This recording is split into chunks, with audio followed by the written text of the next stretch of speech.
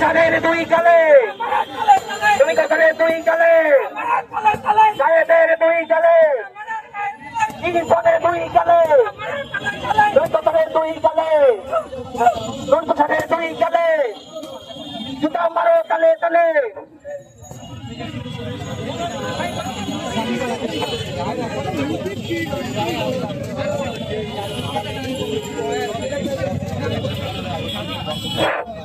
মুজিব পিঠের দুই গালে, মুজিব পিঠের দুই গালে, মুজিব পিঠের দুই গালে, সাকিব হাসানের দুই গালে, মুজিব পিঠের দুই গালে, মুজিব পিঠের দুই গালে, সাকিব হাসানের গালে গালে, রাজা চৌধুরীর দুই গালে।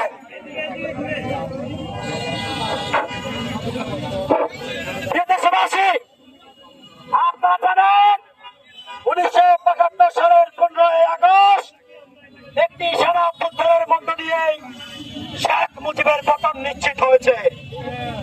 1975 সালের পরবর্তী সময়ে শেখের বেটি শেখ হাসিনা দীর্ঘ 17 বছর এই বাংলাদেশে আবারও স্বৈরাচারী কাঠামো বাস্তবায়ন করেছে। 2024 সালের জুলাই গণঅভ্যুত্থানের মধ্য দিয়ে এদেশের আবামর খেটে খাওয়া মানুষ, এদেশের বিপ্লবী ছাত্র জনতা খুনি হাসিনাকে বাংলাদেশের মাটি থেকে দিল্লির দাসত্বের সেই ভারত তাদেরকে পাঠিয়ে দিয়েছে।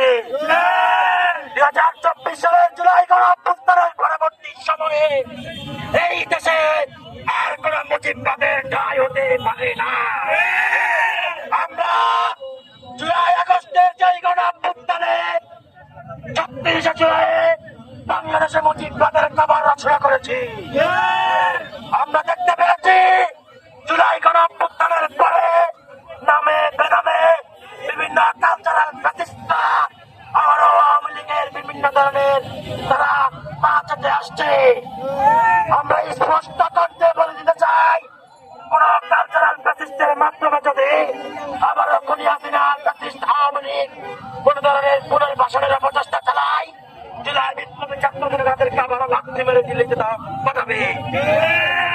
2024 সালের পরে মুজিববাদের কোন ঠাঁই আর বাংলাদেশে হতে পারে না। শেখ মুজিব 1972 সালে বাকশাল কায়েম করেছিল। 2024 সালের শাসনামল পর্যন্ত তার কন্যা। আজকের এটার উদ্দেশ্যটা কি আপনি বলবেন? প্রিয় দেশবাসী, আপনারা জানেন গতকালকে 15ই আগস্ট উপলক্ষে আবারও আওয়ামী লীগকে পুনর্বাসনের প্রচেষ্টা চালানোর জন্য কালচারাল প্রতিষ্ঠা শেখ মুজিবের গুণ গেয়ে আসছে। 1975 সালের 15ই আগস্টের মধ্য দিয়ে একটি সেনা অভ্যুত্থানের মাধ্যমে মুজিববাদের কবর রচিত হয়েছে।